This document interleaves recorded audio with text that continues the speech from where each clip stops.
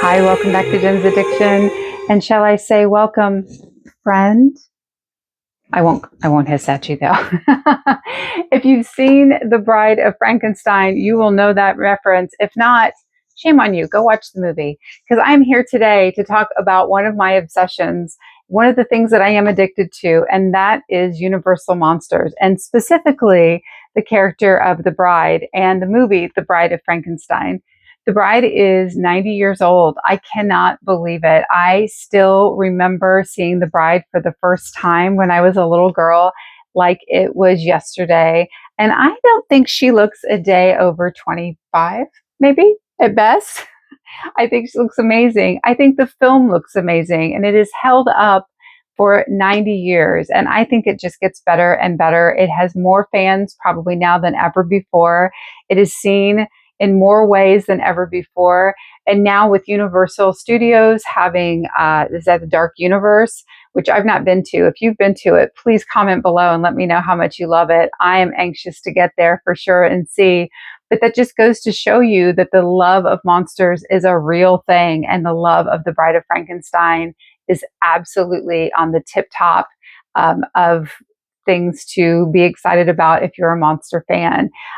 Like I said, The Bride is definitely up there. Universal Monsters is really kind of my sweet spot. The older classic movies and even some of the B horror movies, things that you would have found through Universal, through Hammer, and sort of that monster kid era that then sort of took place in the 50s and 60s that I kind of wish I was a part of. I don't know. If you were born in 1970, are you officially a monster kid? Because I certainly feel like I am. My cousins and I are all the same age.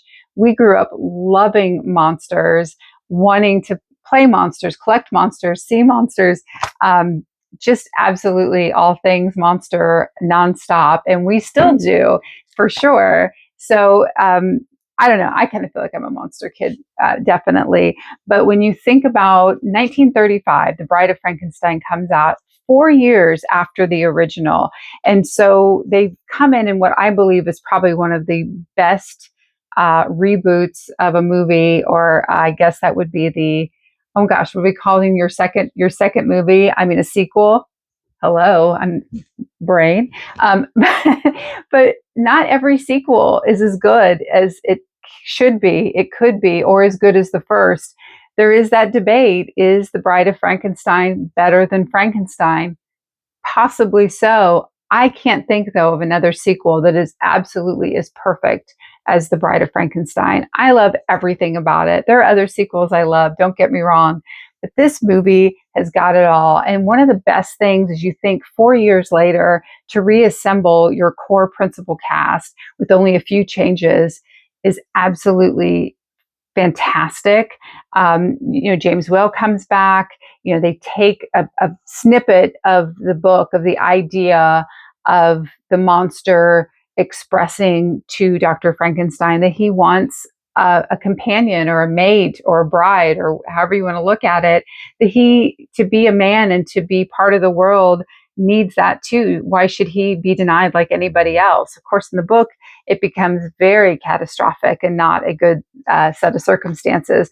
But in this particular movie, they sort of make it a little bit nicer in the end, right? The monster tells Victor to go get his bride Elizabeth and to leave and be safe and get away. So it has, a little bit maybe happier ending than the book would have had it. But they just took that and ran with it and created some new characters and just developed a story that is, I think you just feel like it's the way the story was always supposed to be. So you've got Boris Karloff, of course, coming back as the monster, which is epic in and of itself. You have Colin Clive back as Victor, Dwight Frye. Nasty, nasty Carl. Dwight Frye played that role so well, and Carl was just the meanest. He kind of gets what he deserves. Valerie Hobson comes in as Elizabeth. Ernest Thesiger, is it Thesiger? Thesiger, Dr. Pretorius. Like, I love that role so much, and that was completely created for this movie. And I just don't think you could think of a better maniacal, odd, evil doctor, he just plays it perfectly to be this deranged mentor to Dr. Frankenstein. It's just absolutely perfect. And then, of course, and then Elsa Lanchester is absolutely amazing, mesmerizing, and epic as the Bride of Frankenstein. And I know we celebrate the whole movie, but when I think about celebrating the bride, I think about Elsa, and I think about her and that character. And that to me is just, it is the most amazing 4 minutes of cinema I could ever have wanted for. Of course, she starts the movie out and gets to speak and be the character of Mary Shelley and sort of set up that whole idea of them coming up that late night and doing the contest about monster stories and maybe how that book came to be. And then we have to wait through the whole movie, which is super good. Don't get me wrong.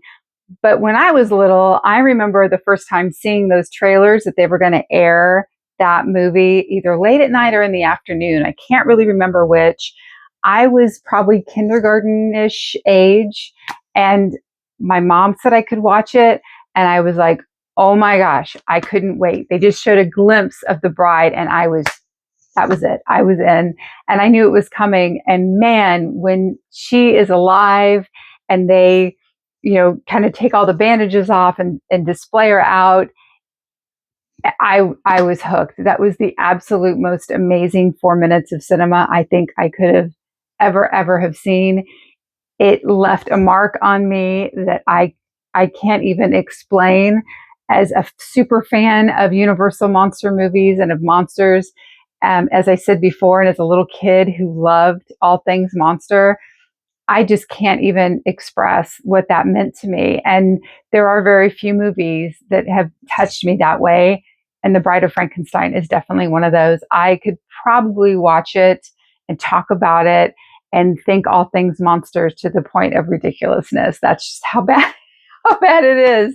And maybe some of you can relate. Do you remember when you saw The Bride for the first time, maybe how old you were, where it was? Did you go to the movie theater? Like, did they do, when they do the reissues and they would kind of re-show films every now and then in the theaters and the matinees? I never got to see it on one of those situations. Always at home, always, kind of late at night, or waiting after Saturday morning cartoons and hoping and praying that that movie would come on so I would get a chance to watch it. And then spending the rest of my childhood, my teenage years, my adult years, up till today, as a 54-year-old woman, just absolutely obsessed with The Bride, and I can't get enough. These are just a few of the collectible items that I have that have The Bride of Frankenstein on them. I have a full set of dishes. There's toys, of course. They did a really nice mashup between Universal Monsters and Teenage Mutant Ninja Turtles. I have some nice original artwork. This pencil sketch, which is absolutely photo perfect, was done by an artist named Tattoo Bob. Absolutely beautiful work. And I will showcase at the very end today my famous monster magazines that have The Bride of Frankenstein on them. I love to paint myself. This is a painting that I did behind me. It is inspired by the Basil Gogos cover, issue number 17 of Famous Monsters, of which I have 4. Not that I'm counting. I may have an addiction. I may have a problem. But aside from that, there are a lot of new products that are coming out. Like I said, with Universal Studios doing their Dark Universe, you'll see things coming out through them and other ways. Some things are not like my favorite. I think there's one, I'm going to show a scroll of it. I was looking through online, and it's like the bride on a tricycle or something. Like, I don't even know why anybody would make something like that. I don't like that. If you like it, I'm sorry, but there's just certain things that I just don't like, and sometimes dumbing down the things that I find are super amazing. It's not always my favorite. So having said that, I'm super glad that there are so many options as a fan now that I can tap into and buy and have. But every now and then I do question, obviously it's probably a money grab. I do question the sanity of some of those choices. I don't even think Dr. Pretorius would make some of those toys. Let's face it. It's not what's going to happen. But another thing that is absolutely amazing, not always affordable, that stands out about this movie and all Universal movies, really, for that matter, is the artwork. I do know the name of the gentleman, I believe is a gentleman who did the advertising and artwork for Dracula, Frankenstein, The Mummy, The Invisible Man, The Bride of Frankenstein. Absolutely epic, amazing work. I'm probably not going to say the name correctly, but it's Caroli. And then the last name is Grosz. I'll put it on the screen so you can look up some of his other work. It, to me, is that quintessential, beautiful Art Deco 30s style art that I am just drawn to like crazy. There's some amazing books out there. If you're a monster collector and a monster fan, and maybe you have a lot of these, but there's a few that you can get that will illustrate some of his work and just some of the amazing artwork that was produced during that time. What music they make is a comprehensive guide to horror movie horror posters. This is the second edition. There is, I think that's a French ad for the Bride. There's some more like one sheets and small posters. I'm going to put a couple probably screenshots of ones that I really liked. Oh, here's another. You can see this set because the colors were amazing. Some of these posters I know went for $20,000 or more, but I would love to find a first volume of this particular book. If you have one, I would love to know how much you love it. I bought it at a convention one year, and I've never been able to find the first volume, but I've seen pictures of it, and it's super cool. But if you love monster movies, it's a wonderful reference for all the artwork and things that we know and love. Another one that I enjoy that has some, I think it has some Bride art in it as well, as well as other amazing artwork, is one called Graven Images. I think this is a fantastic reference book. It's got all sorts, I mean, everything from modern day zombie movies, Nosferatu, Godzilla, and then of course the ones that we know and love, like The Bride and Dracula and all of that. So those are a couple of other references. There's so many. I have a pretty big, reasonable collection of monster movie reference books and just bigger picture books and things. Because for a long time, that was really about all you could get that would showcase the Bride of Frankenstein. Toys and things were few and far between. There is a few books out there. I don't think I have. Oh, here we go. I have a price guide for horror movie toys, but even then, this particular book just showcased masks. So not a whole lot of things in that regard. And I do love monster masks. This Dr. Lady's book on the collector's guide to monster masks is pretty awesome. And it does have a wonderful reference. Jack Nisi had done some masks, and I thought that one was really, really beautiful. And you just didn't see a lot. You just see one here and there. This is a wonderful reference if you like to collect anything monster, but even just to be able to see things from the Bride. Again, not a lot out there. And in that regard, one of the things that I love about the movies in that era, and this movie in particular, is they bring back master makeup artist Jack Pierce. He does all of his gold standard tips and techniques for this particular movie. And he made the wig and hairpiece that she wears, which is so iconic. And as a little girl, I always kind of knew that black and white movie. I'm like, I knew she didn't have black hair. Sorry. I knew she didn't have black hair. I knew. And as a redhead, I was like, I just think she has to have some other color. So when you would finally see the screenshots or even some of the images that would come back that would show the drawings, and she would have more of that auburn kind of copper hair, that just thrilled me to no end. I know a lot of little girls will look at role models like models and movie stars, and I was looking at the Bride of Frankenstein as almost like a role model for me. And so to see that and know that she was a redhead was just like, yay. It's the little things that make us happy, isn't it? So that was just, again, something that I absolutely will never forget remembering as a kid and just being super excited about.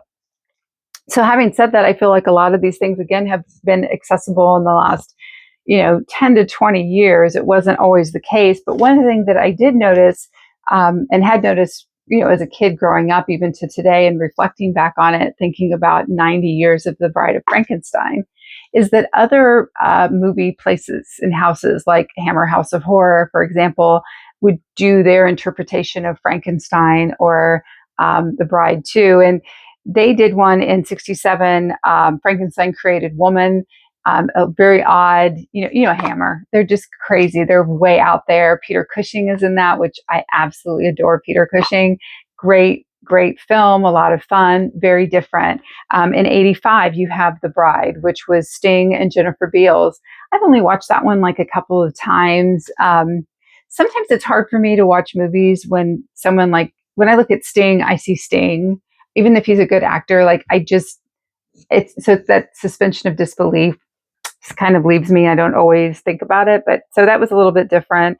I mean, you would do like The Simpsons, you might have a cameo with Marge. Young Frankenstein, Madeline Kahn has that iconic scenes at the end where she sort of turns into the bride with Frank, which is absolutely fantastic.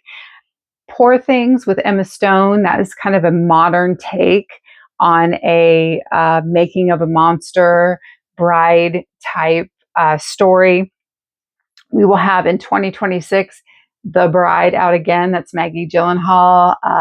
Christian Bale's in that as Frankenstein, but it is sort of the modern take, although set, I think, in 1930s Chicago. It's a more modernized version and story for The Bride. And I cannot wait till Guillermo del Toro's project Frankenstein, I think that's going to be on Netflix, comes out. And I do believe The Bride will be in that as well. So that's just a few of the movies that I can think of. There are others out there, of course. I believe it's just the Frankenstein with Robert De Niro. That you have your bride character in that as well. Penny Dreadful. Oh my gosh, like that version of the snippet of that story that they intertwine into all the other monster stories. Man, I think I almost cried when that show went off the air. That was absolutely, absolutely amazing to me. So one of the other things that is super exciting to me about The Bride of Frankenstein, like I said, was the artwork and the cover art for The Bride. Basil Gogos is one of the hallmark star artists, especially early on, for Famous Monsters of Filmland. I do have a couple of wonderful examples of books by for him, that if you're a fan, you definitely should pick up. I think that you would really enjoy. So this particular one, Famous Monster Movie Art by Gogos, you'll see that cover from Famous Monsters 17, as well as another one that he does later. This particular image shows up a couple of times on their covers. So it's got just a ton of amazing references and artwork in them.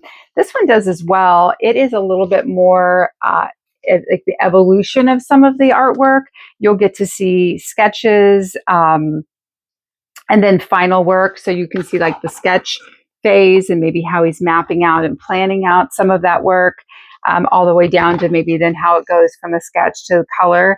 So just, again, beautiful references to his art. He's a real inspiration. Like I said, I love to paint, and he just really inspires me with all his colors and imagery that he produces. So part, again, of what makes these magazines so amazing to me is that cover art, and it's just kind of takes you to a whole other place, just like that particular movie does.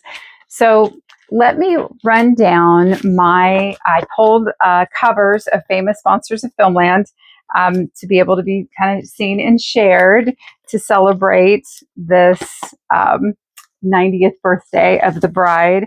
If any of you have anything to share below, you're always so open and sharing. Please do. Any memories, any particular collectibles that you have. I think another one, I guess I haven't even shown yet, that I absolutely adore. I went to a monster convention, and a wonderful tattoo artist in 2016 named Katie Wilson made these little handmade dolls. So she painted the faces, sewed them onto these dolls. But the one that really just got me initially was her bride. I just think that is absolutely adorable. Like, oh my God. Like, if I could have carried that around as a little girl, I would have been, I mean, come on, like I can't, I could not leave without her. So Katie Wilson, if you're out there, I still love your doll so much, and she's just perfect to me. So there we go. But it's just stuff like that. Like if you have any other anecdotal little tidbits you'd like to put below, please do. And also, if you haven't hit like and subscribe yet, please subscribe to the channel. I do talk predominantly about music, but I intertwine my love and obsession and addiction with comic books and monsters, and it's just so much fun. So I'd love for everybody to tune in and be part of the madness. You know what I mean? So let's do the countdown for the Bride of Frankenstein covers. Again, these are all the ones that I have seen, and I have pretty much a full run of famous monsters. I wish there were more. I do have 4 copies of this one, though, and that is the first time the Bride is seen, and this is issue number 17. So the very, very first Bride that we get, which I think is pretty out of the park. Fantastic. I mean, I don't think you can get much better than that. 1962 is the first time that we see that cover. And then we kind of fast forward where we get a hand-colored version of the black and white photograph of that moment when she sort of is probably wondering, where his personal boundaries are. She looks like she's like, excuse me, you're touching me? What? So there is that one. That is 20, I think that's 21. Fast forward to issue 112, where we get the Gogos colorized version of that particular cover. So I think that is quite spectacular. I have a couple of copies of this one. I do have another one framed just because I love to see it. You get these collections, and I have them all neatly and, protectively stored away, but I love to see them, and it's heartbreaking sometimes. So getting extra copies that I can put out, just like with albums, and be able to love on and share visually is pretty awesome. So the next issue is issue 127. This is an Arliss art, I believe. I could be wrong about that. Don't quote me. I might be getting my covers mixed up. But this is another version of the Bride. A little bit spookier, darker version for sure. But nonetheless, the unholy two, Karloff and Lugosi, to frighten you. These magazines are absolutely fantastic. So then we have 225. So this is sort of a, jump ahead, kind of modernized Gogos version of the Bride of Frankenstein. Absolutely, absolutely love this one. This is the Arliss cover. This is the Arliss cover, I believe is this one. I just love that one so much. So beautiful. The colors are just amazing. Issue number 263 is, obviously they're all on there, and then there she is at the bottom. So it's pretty awesome. These were great. These particular issues, I don't know if any of you had any at this time period. There's some more with the characters of I think it's the Monstrous and the Addams family. And I was reading and rereading some of these, and that's when they were doing the spines. The pages would start to fall apart. So keeping those in good condition in one piece is a real challenge. Issue number 290 is 200 Years of Frankenstein, I guess from the novelization up to this point. So again, a more different color version of that particular image, which is such a powerful image. That's when he's saying, friend, and she starts screaming and not happy. I mean, he should have taken it a little slower. Maybe things would have been fine. Out of order, but this is the last image that that is currently out there, at least for Famous Monsters anyway, is 281. This is cover A, I believe, and this is Rick Baker. He did the artwork for this one. It's the same as my shirt. I absolutely love this. I've said before, Rick Baker is such an idol and an inspiration to me, a true living legend. And I think this is absolutely so beautiful. He did such a beautiful, beautiful job. I love all of his work. I can't think of anything.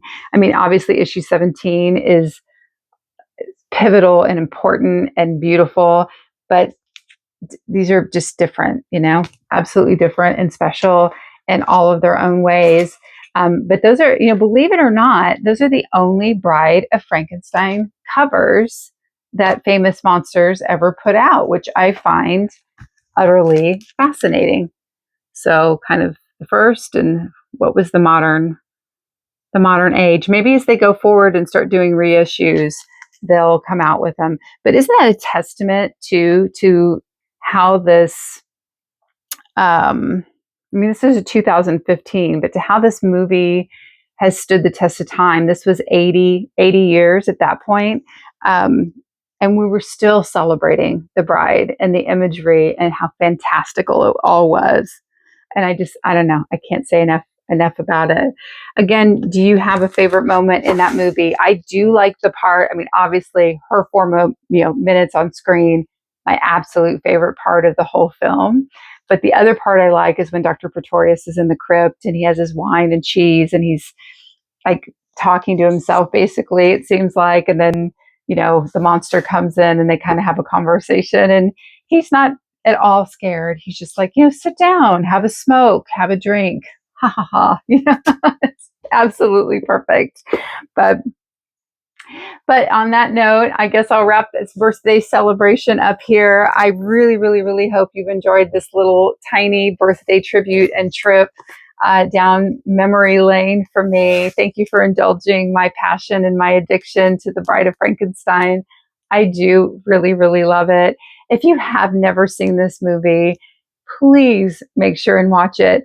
If you haven't watched it in a long time, go back and rewatch it, because there is nothing as amazing, I think, as this movie and some of the movies in that particular time period. Just hands down, fantastic film.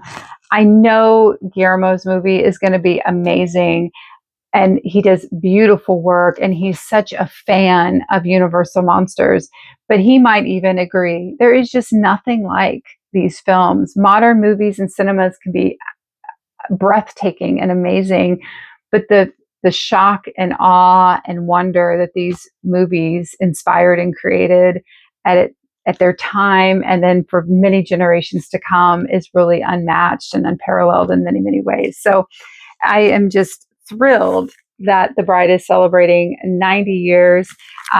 Maybe I should find a wonderful little crypt somewhere like Dr. Pretorius and have some wine and cheese and cake and celebrate, and invite all the monsters and ghouls to come join me. That would be fun. But until that time comes, thank you so much for coming and spending some time with me and celebrating again the bride and her beautiful 90 years. I hope that you are watching some amazing monster movies this weekend and the weeks to come, that you'll continue to celebrate the bride all year round and find something scary and amazing that you love too, just like I do. So until next time, I will see you soon. Thanks so much. Hit like and subscribe if you haven't already. And please just come back and be my friend. See ya.